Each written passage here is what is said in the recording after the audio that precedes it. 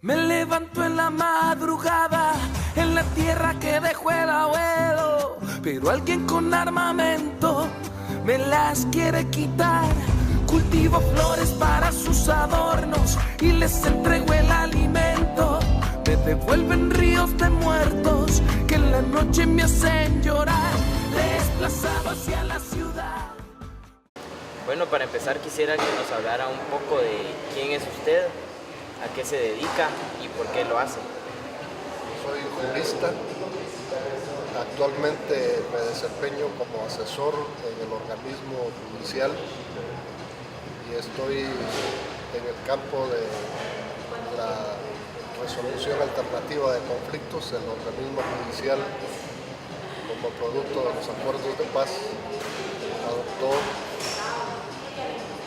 impulsar dentro del sistema de justicia los métodos alternativos de resolución de conflictos y dentro de ellos la mediación.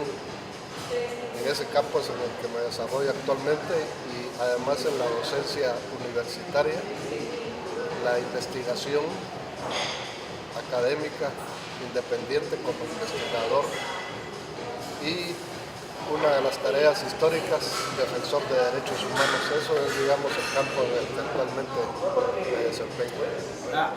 ¿Podría decirnos qué es lo que despertó en usted un interés en la defensa de los derechos humanos? Tiene una historia un poco larga. Efectivamente, se produce en el marco del conflicto armado interno en Guatemala.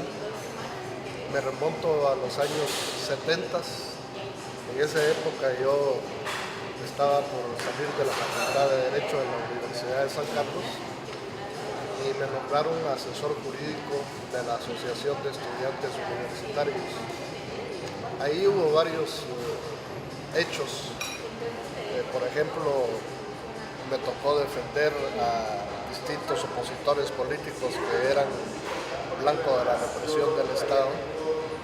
Además de eso, me tocó ser el fundador del primer comité de familiares de desaparecidos que surge en Guatemala en el año de 1972 y que, por cierto, nace en medio de una de las dictaduras que los historiadores y los políticos de este país consideran como una de las dictaduras más sanguinarias de aquellos años, la que presidía el general Carlos Manuel Arana Osorio.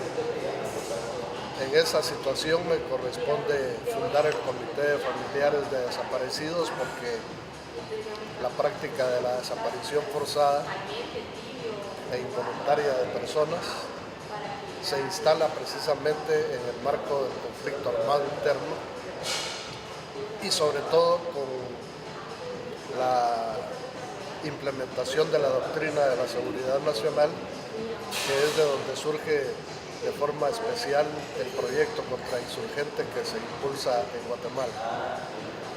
Pero también me corresponde descubrir el primer cementerio clandestino que se puede afirmar ocurre dentro de ese periodo del conflicto armado. Y es un cementerio clandestino que se descubre en el cráter del volcán de Pacaya. Meses antes, la prensa nacional había estado denunciando un rumor de que algunos opositores políticos en helicópteros o en avionetas de la Fuerza Aérea estaban siendo tirados sus cuerpos, en algunos casos vivos y en otros casos muertos, en el cráter del volcán de Pacaya. La idea de esto era desaparecer cualquier vestigio que pudiera permitir localizar a cualquier reclamo de los desaparecidos que había en ese momento. Pero este cementerio clandestino, no todos los cadáveres cayeron en el cráter, entonces habían algunos que estaban en los alrededores. Y eso fue descubierto por un grupo de campesinos de una de las aldeas aledañas al volcán de Pacaya, y un día llegaron a mi oficina de la asesoría jurídica de la AEU a decir que lo que la prensa estaba publicando hacía semanas atrás era cierto. y que ellos podían guiarnos a donde estaba el lugar. Bueno, esta es una historia muy larga.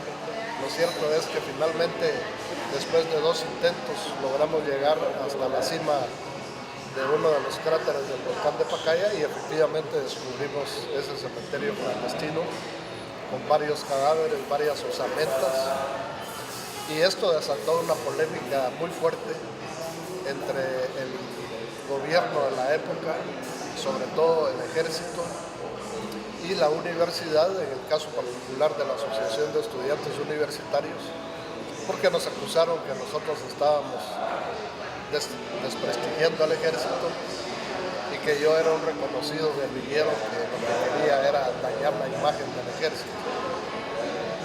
Esta es una historia que está escrita en los medios de comunicación. Cualquiera que se interese en saber más sobre ese cementerio clandestino del volcán de Pacaya, con solo ir a la Biblioteca Nacional puede fácilmente encontrar los ejemplares de esa época, que durante una semana completa ocuparon las primeras planas de los periódicos por el debate entre la denuncia que había hecho la AEU de que efectivamente era un cementerio clandestino donde el ejército iba a tirar a sus opositores políticos, y el ejército que decía que no era cierto. La versión del ejército fue que efectivamente habían ahí cadáveres, pero que se trataba de guerrilleros que habían sido fusilados por sus propios compañeros porque ahí funcionaba un campamento de entrenamiento de la guerrilla. Lo cierto es que ese cementerio fue descubierto y se desbarató un primer plan contra insurgentes del ejército y del Estado. Entonces quizás todos esos hechos fueron marcando un poco la ruta para identificar el tema de la defensa de los derechos humanos, porque de hecho lo que yo hacía como asesor jurídico de AEU era defender derechos humanos. Presentaba cotidianamente recursos de exhibición personal reclamando a presuntos detenidos de forma ilegal, acompañaba a los familiares de los desaparecidos a los hospitales, a las morgues, a intentar identificar a sus posibles familiares, y luego el descubrimiento de este cementerio clandestino y una serie de hechos más que constantemente pasábamos denunciando las atrocidades que cometían las fuerzas de seguridad del Estado, pues todo eso significó volcarnos hacia el campo de la defensa de los derechos humanos. Le estoy hablando de 1972. Luego, en los años siguientes, a finales de la década del 70, también tengo el privilegio de haber sido uno de los miembros del equipo fundador del Instituto de Investigaciones Jurídicas y Sociales de la Facultad de Derecho de la Universidad de San Carlos. Y mi primera investigación en la que yo participé en el instituto fue precisamente una que se llama Derecho Penal y Derechos Humanos. La idea era un poco demostrar cómo en el tema de la aplicación del derecho penal en el sistema de justicia de aquella época se prestaba mucho a la violación de los derechos humanos, en forma particular de la víctima presunto responsable de los hechos que se les implicaban. Entonces todos estos elementos, lo académico, la formación jurídica, el ejercicio de defensa de derechos de ciudadanía en la AEU, fueron sin duda creando un sentido de vocación hacia el tema de la defensa de los derechos humanos. Luego, cuando yo ingreso de la universidad, me involucro también un poco en el tema político y acompaño en el ejercicio de los derechos políticos y civiles, que en esa época estaban muy restringidos y muy controlados por el proyecto contrainsurgente. Me involucro con el proyecto político de Manuel Colón Argueta. Y entonces empezamos a trabajar en todo el proceso de organización hasta culminar con la inscripción, que cuando ocurre la inscripción del partido, 8 días después, el ejército y las élites de este país ordenan su ejecución, que se produce el 22 22 de marzo de 1979. Sí, y es interesante porque antes de lograr inscribir su partido político, está la historia de su alcaldía, ¿verdad? Fue un alcalde muy reconocido en la ciudad e incluso hay textos que lo describen como el mejor alcalde que Guatemala ha tenido. No solo por su condición de liderazgo, yo lo he calificado como el último líder revolucionario y popular del siglo pasado. Hasta el día de hoy no ha vuelto a haber un líder que se le compare en términos del reconocimiento social que llegó a alcanzar su figura a nivel nacional. En ese sentido me refiero como un líder que no ha sido superado, un líder que se identificó con los sectores históricamente excluidos, marginados, discriminados, un líder que había reiteradamente expresado que si él llegaba a la presidencia iba a continuar el programa inconcluso de la revolución de 1944, y esto significaba reforma agraria, significaba soberanía, dignidad nacional, ejercicio de libre determinación, todo ese conjunto de situaciones que en 1954 la intervención norteamericana, con el apoyo de un grupo de militares traidores y de las élites de este país, ponen fin a ese proyecto, y de ahí se inicia toda una situación que, en mi opinión, lejos de haber constituido un despegue hacia el desarrollo y hacia un capitalismo moderno como lo proponía el presidente Arbenz, tenemos un retroceso absoluto en términos sociales fundamentalmente. Hoy día hay más pobreza, hoy día ha aumentado los niveles de mortalidad infantil por desnutrición crónica y aguda. Hoy en día seguimos arrastrando un alto porcentaje de analfabetismo. Es decir, la intervención de 1954 lo que ha producido es un retroceso de la sociedad guatemalteca. En esas condiciones, Manuel Colón, en 1962, tiene estrechos vínculos con los militares rebeldes que precisamente mañana, 13 de noviembre, se cumple el aniversario del cual un grupo de militares se rebeló en contra del régimen dictatorial y corrupto de esa época que presidía el general Miguel Idígoras Fuentes.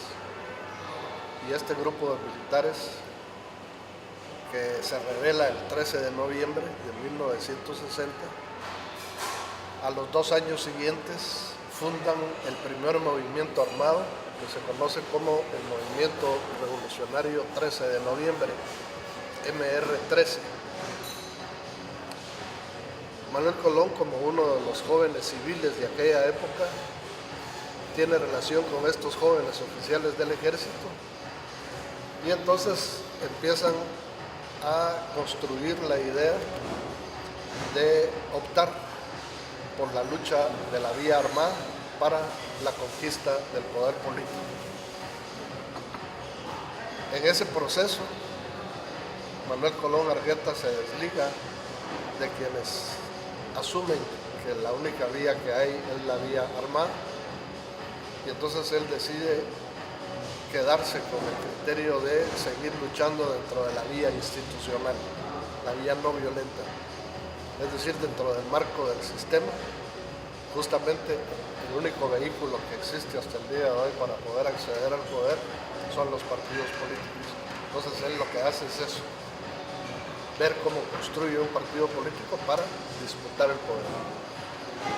Y usted señaló muy bien una situación que es absolutamente cierta. A él le costó muchísimos años la construcción del partido. El partido tuvo que cambiar 4 veces de nombre, porque las 3 veces anteriores, cuando ya estaba a punto de ser inscrito, habían recursos de todo tipo y lo anulaban.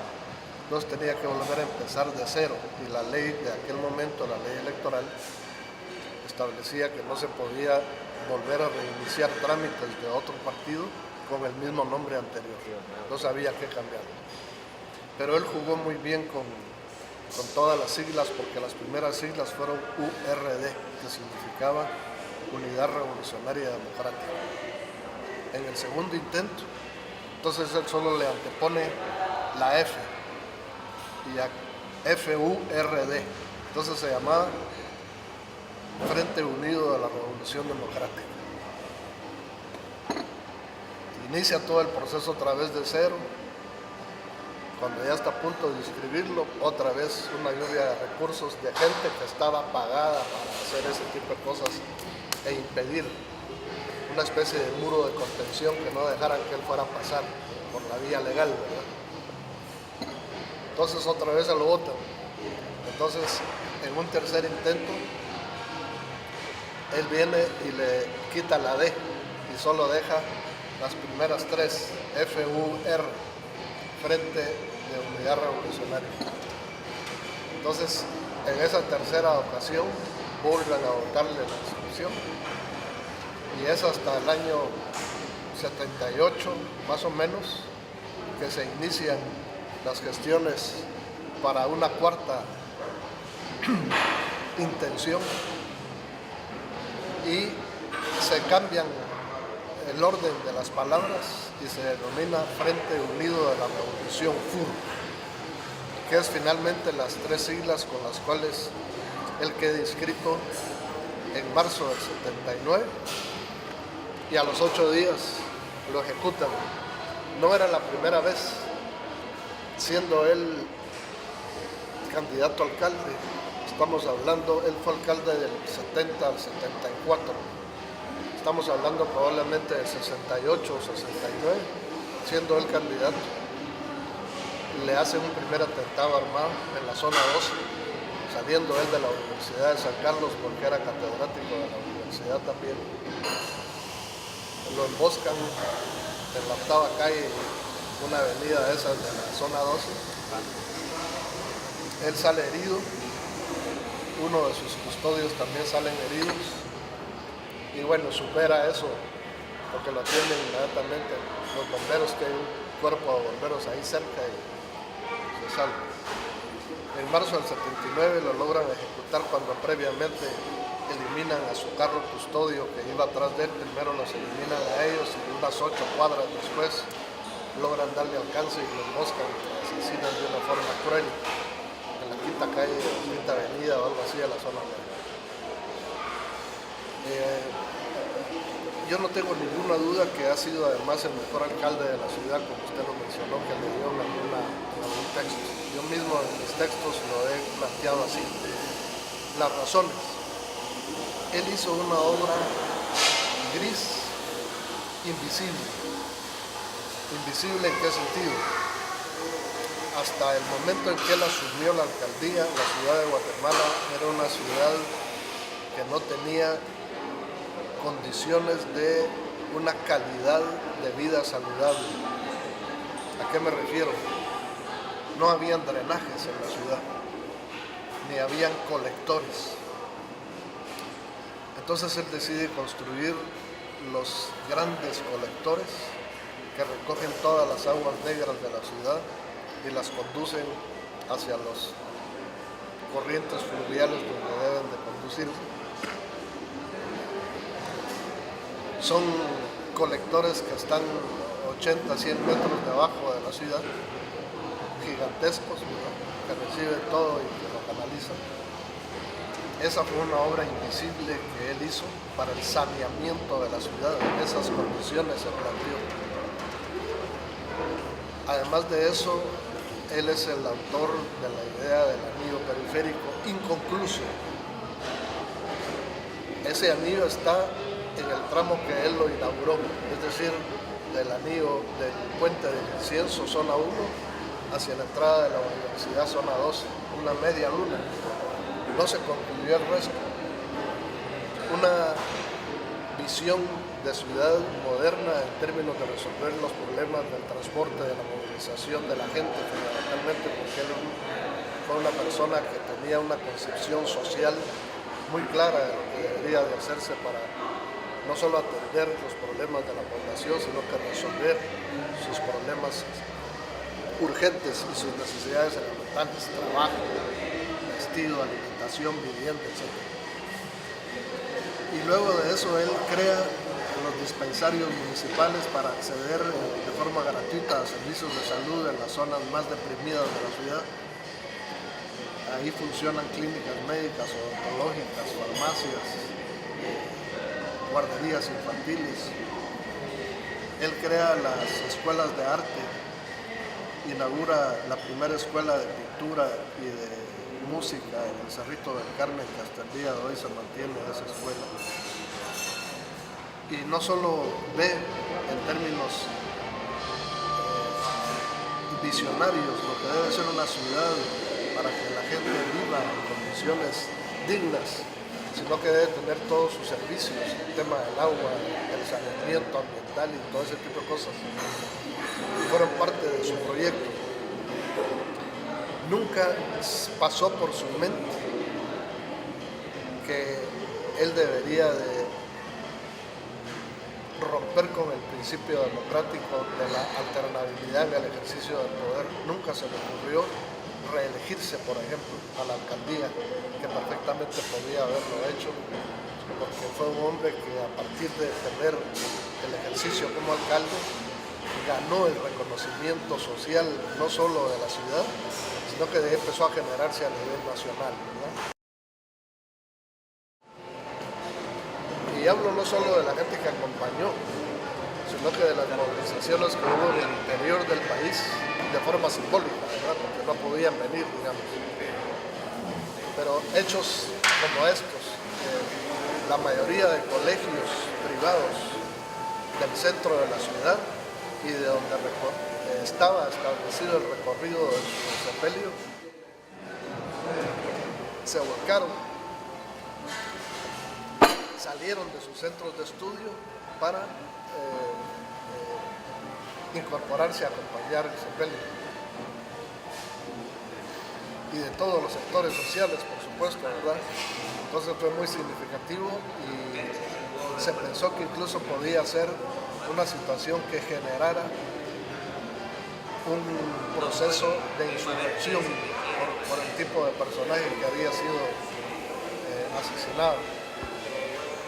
No se dio, ¿verdad? Pero en todo caso, a mí no me cabe ninguna duda de que él, si hubieran dejado que fuera el candidato, tenía absolutamente asegurada la posibilidad de ganar la presidencia por ese reconocimiento social que tenía, ¿no?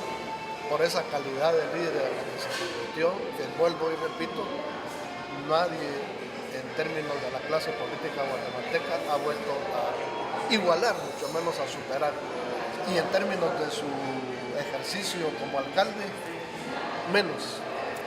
Incluso que no diga que el actual alcalde ha sido el mejor de todos por construir jardines, macetas y pasos a nivel y túneles.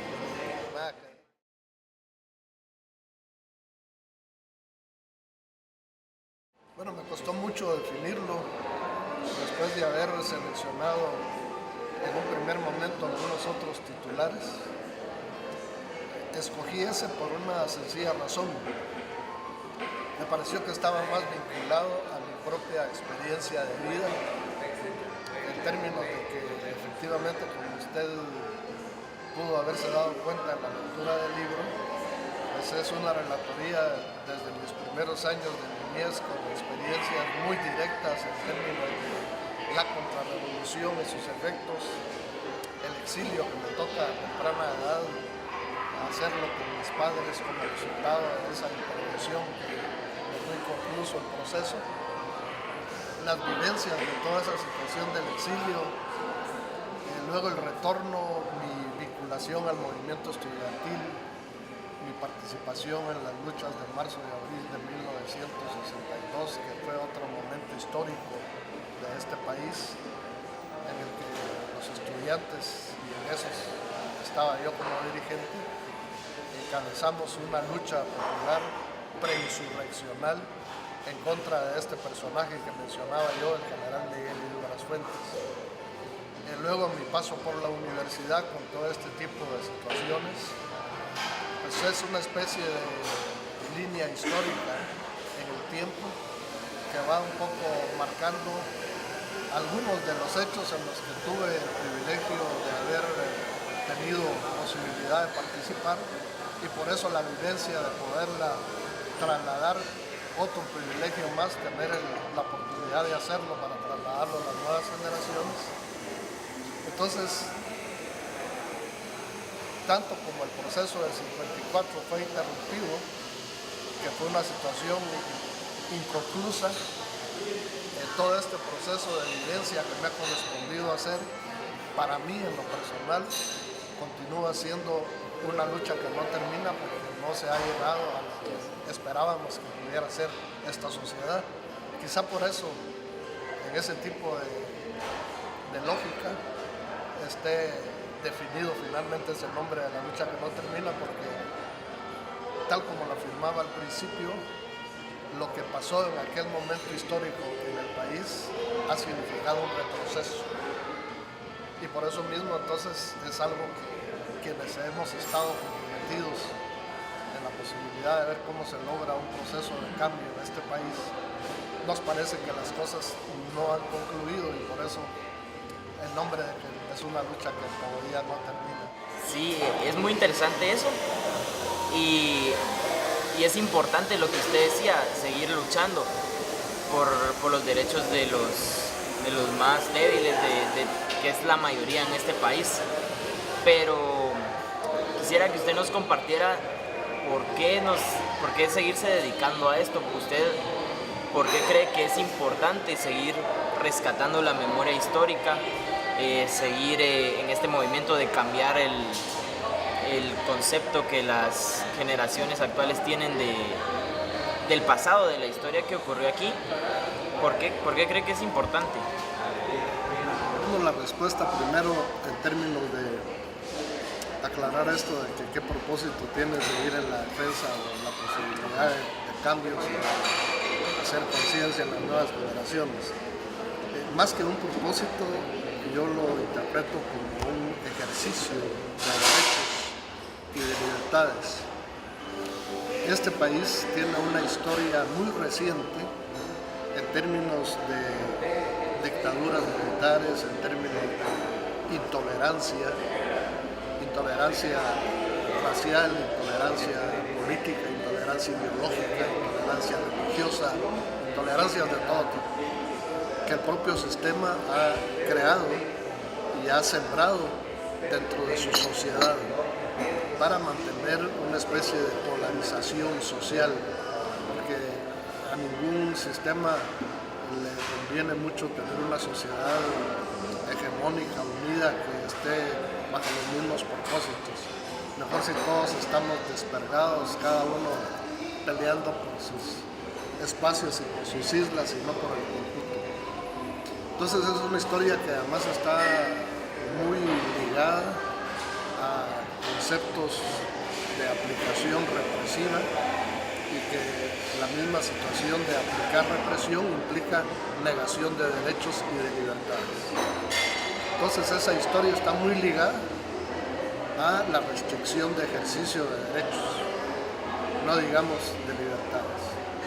Recordémonos que, por ejemplo, en términos de las conclusiones de lo que fue el conflicto armado interno, hablando del costo social, Guatemala es un país que exhibe cifras y estadísticas de terror. Estamos hablando de un registro de 55,000 personas que se reclaman por su desaparición forzada e involuntaria. En ningún conflicto interno de América Latina, de los que ocurrieron en el siglo pasado, ustedes van a encontrar ese tipo de estadísticas, porque ocurrieron situaciones similares como las de Guatemala, en Argentina, en Chile, en El Salvador, en Nicaragua, donde habían también dictaduras militares de este tipo, Brasil, pero nunca llegaron a esos niveles de lo que llegó aquí. Estamos hablando de 250,000 ejecutados, hombres, mujeres, ancianos, niños y niñas, que fueron ejecutados extrajudicialmente sin ninguna posibilidad de que tuvieran un debido proceso para que se les comprobara si efectivamente eran o no opositores políticos. Estamos hablando de cerca de 60,000 huérfanos de padre y madre. Estamos hablando de 1 millón de desplazados. Estamos hablando de cerca de 300,000 o 400,000 refugiados en el exterior. Es decir, estadísticas que el conflicto armado dejó y que tienen un peso social que nadie debería de ignorar. Y que en ese sentido tampoco nadie debería de perder memoria histórica. Porque al perderse la memoria histórica, se corre el riesgo de que ese tipo de hechos vuelvan a repetirse. Y una sociedad que ha pasado por ese tipo de situaciones tan dramáticas, no analicemos las causas que pudieron haber llevado a eso, es otra cosa. Analicemos el resultado en términos de vidas humanas, y ese tipo de situaciones no deberían de volver a repetirse. Ese es el propósito fundamental de la memoria histórica. Y por lo cual, en lo personal, yo me empeño no solo en promulgar, divulgar, estimular el interés, porque las nuevas generaciones o la sociedad en su conjunto no pierda eso. El rescate de la memoria histórica es muy importante, sino porque además el Estado, que debería ser el obligado a que luego de que una sociedad como la guatemalteca transcurrió por este tipo de experiencias tan dramáticas, debería ser el principal obligado a sembrar una cultura de paz, una cultura de armonía, de tolerancia, de respeto, una cultura sobre todo de reconocimiento al otro, lo que los sociólogos llaman la otredad.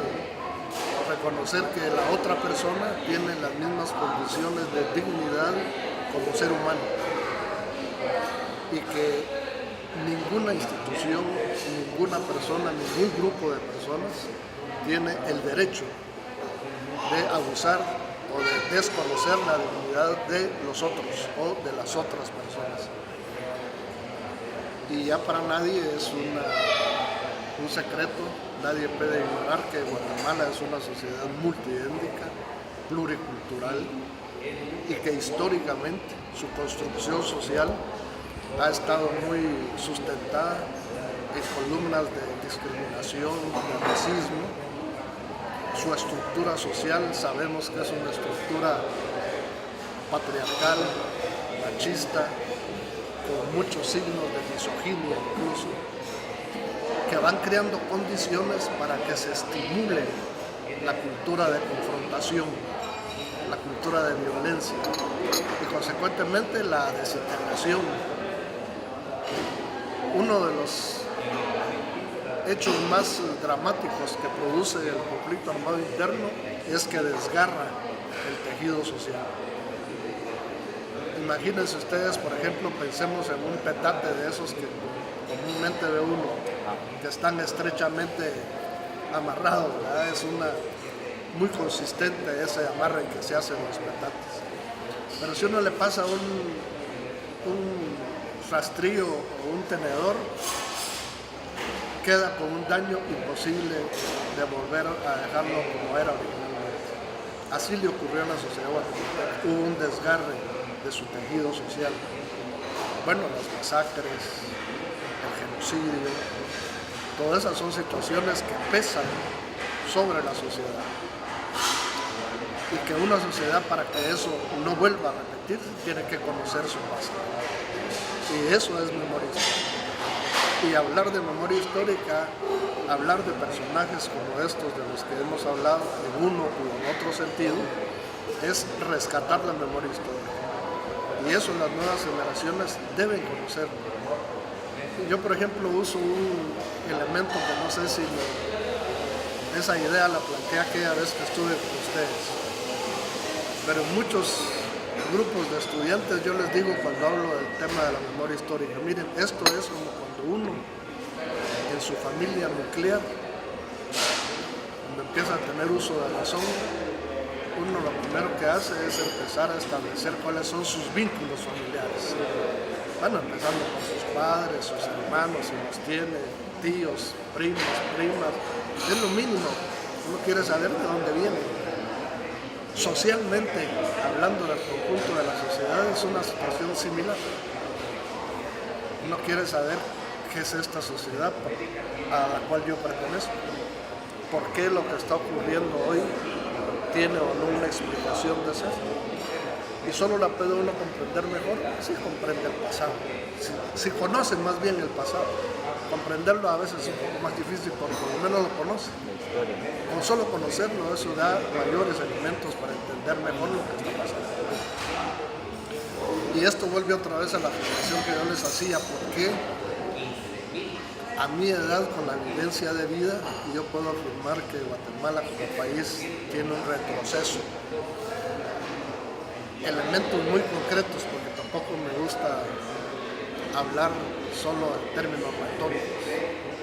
Indicadores muy concretos. Índice de Desarrollo Humano, que es un indicador de Naciones Unidas, como ustedes saben, y que el índice de desarrollo humano se mide por 3 indicadores: el ingreso, el acceso a la salud y el acceso a la educación. Esos 3 indicadores le permiten a cualquier científico medir cómo está una sociedad. En esos términos, Guatemala ocupa hasta este momento el último lugar en Centroamérica, lo cual quiere decir que el resto de países de nuestra región están mucho mejor su gente, su sociedad, en términos de calidad de vida, que la Guatemala. Eso yo no lo puedo calificar como un avance, es sin duda un retroceso.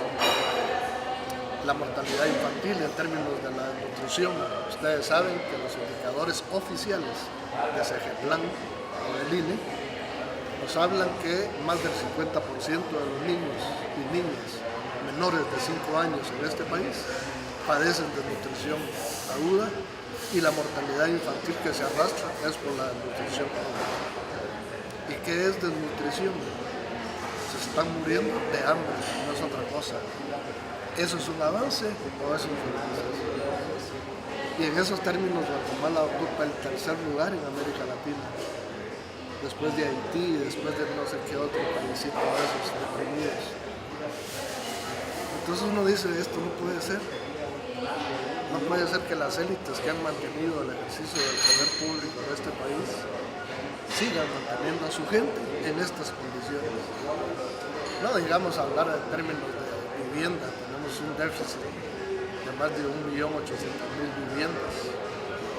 Y ustedes como estudiantes, ¿cuáles creen que puede ser el promedio de una familia guatemalteca en términos de número? La familia nuclear, 5 digamos el promedio. Multipliquemos 1.800.000 por 5. Estamos hablando casi de 6 millones de personas, de seres humanos, que no tienen un techo digno, estable, permanente, para vivir. Y así pudiéramos seguir hablando en términos de trabajo, salarios. Entonces eso, cuando uno tiene oportunidad de hacer ese tipo de análisis, desafortunadamente tampoco lo tiene la mayoría de la población. Ustedes saben que según cifras del propio CEGEPLAN, 1.8 de los jóvenes que se gradúan del diversificado acceden a la universidad. O sea que nos debemos de sentir súper privilegiados de haber tenido la ocasión de pasar por las aulas universitarias, porque no todos los jóvenes tienen esa posibilidad en este país.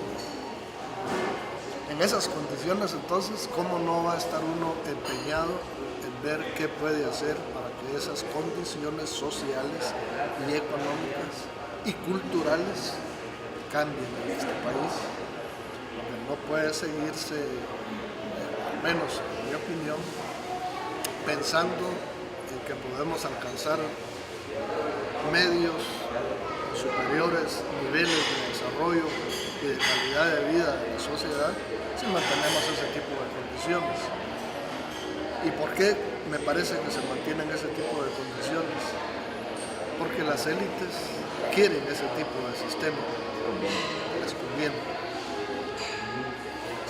si las élites permiten que este tipo de sistema cambie, sus privilegios se van a ver afectados y es lo que no quieren permitir. Me parece que en ese sentido es un pensamiento un poco obtuso de las élites, porque también yo no descarto que en términos de que esa lucha que no termina pudiera finalmente concluir con una explosión social incontrolable y que una explosión social genere una revolución tal que en términos coloquiales le dé vuelta a la tortilla o le dé vuelta al calcetín y se produzca efectivamente una situación en la cual el poder de las élites se derrumbe. Yo no sé si ellos han pensado en eso y por eso no se atreven o no quieren hacer cambios o permitir que haya cambios, pero eso podría ocurrir y me parece que incluso podría ocurrir a corto plazo. Bueno, don Factor, muchas gracias por su tiempo. Esperamos que esta entrevista haya sido de mucha ayuda para quienes van a verla, que puedan conocer todo lo que usted está hablando, todo lo que nos mostró a nosotros. Y muchas gracias por su tiempo.